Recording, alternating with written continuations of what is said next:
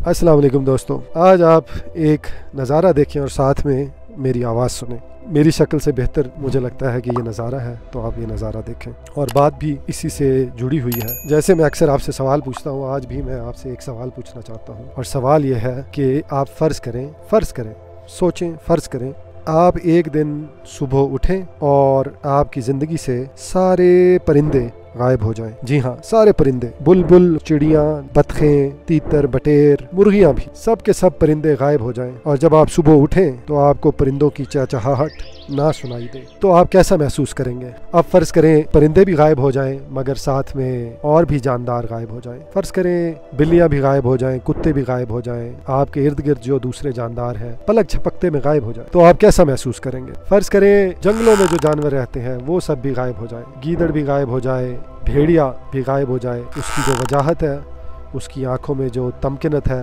वो भी दुनिया से गायब हो जाए। फ़र्ज़ करें शेर भी गायब हो जाए, शेरों की जो धाड़ है, जो उनकी चिंगाड़ है, जो उनकी आवाज़ में रोब है, जो उनकी शक्ल में रोब है, वो सब भी गायब हो जाए। फ़र्ज़ किया सांप भी गायब हो जाए, जैसे वो फुंकारते हैं, हालांकि इंसान से 10-20 गुना छोटा जानदार है। सारे के सारे जानदार सफ़ाए हस्ती से मिट जाएं, मगर इंसानों की तादाद 20 अरब तक पहुंच जाए। फ़र्ज़ किया ये सब हो जाए, आप सुबह उठें और आप अपने आप को ऐसी दुनिया में पाएं। हर इंसान के 10-10 बच्चे हों, मुसलमानों ने 15-15 पैदा किए हों, मॉर्मन्स ने 20-20 पैदा किए हों, ईसाइयों ने भी मुकाबले में आके 12-12 पैदा किए हों, कि ताकि ज़मीन के ऊपर हमारे मज़हब का गलबा कायम हो सके। फ़र्ज़ किया हम सब के पास बहुत बड़ी बड़ी कोठियाँ हों, बड़े बड़े घर हों, बड़ी शाहराएँ हों, ज़मीन का चप्पा चप्पा वहाँ पे इंसान आबाद हो, वहाँ पे इकॉनमी चल रही हो, और सबके पास नौकरियाँ हो, सबके पास दौलत हो, सबके पास घर हो, मगर चिड़िया ना हो, उनकी चहचहाहट ना हो। क्या आप ऐसी हकीकत में, ऐसी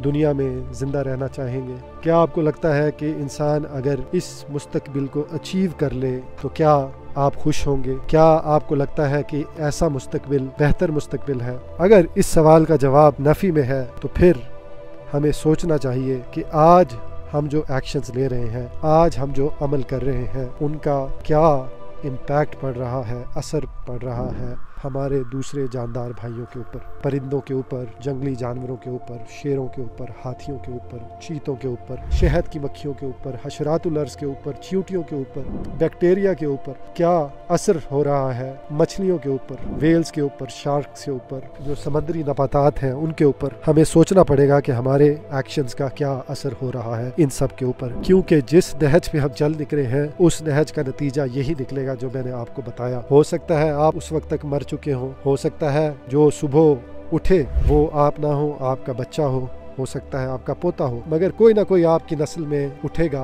और वो अपने आप को इस खूबसूरत ज़मीन के ऊपर तन्हा पाएगा। और ये खूबसूरत ज़मीन भी सिर्फ पत्थर रह जाएंगे, मिट्टी रह जाएगी, मशीनें रह जाएंगी, लोहा रह जाएगा, पोल्यूशन रह जाएगी, और ये एक समझे जहर का प्याला बन जाएगा। क्या आप उस मुस्तकबिल के लिए तैयार हैं? अगर तैयार नहीं है तो आप चाहे अमीर हैं, चाहे गरीब हैं, चाहे कमज़ोर हैं, चाहे ताकतवर हैं, आपका फ़र्ज़ बनता है कि आप अपने इर्द गिर्द जो फितरी मस्कन है आपके दूसरे जानदार भाइयों के, आप उनको प्रोटेक्ट करें। आप जानदारों के साथ मोहब्बत करें, आप पौधों के साथ मोहब्बत करें, परिंदों के साथ मोहब्बत करें, उनके साथ हुस्न सलूक से पेश आएँ, उनको खुदा की मखलूक माने, अपने ही जैसी, अपने ही बराबर खुदा की मखलूक माने, और उनका भी इस ज़मीन के ऊपर उतना ही हक तस्लीम करें जितना आपका हक है। नहीं तो जैसा मुस्तकबिल का नक्शा मैंने आपके सामने खींचा है, ये मुस्तकबिल इंसानियत के लिए कुछ ज़्यादा दूर नहीं है। खुदा हाफिज़।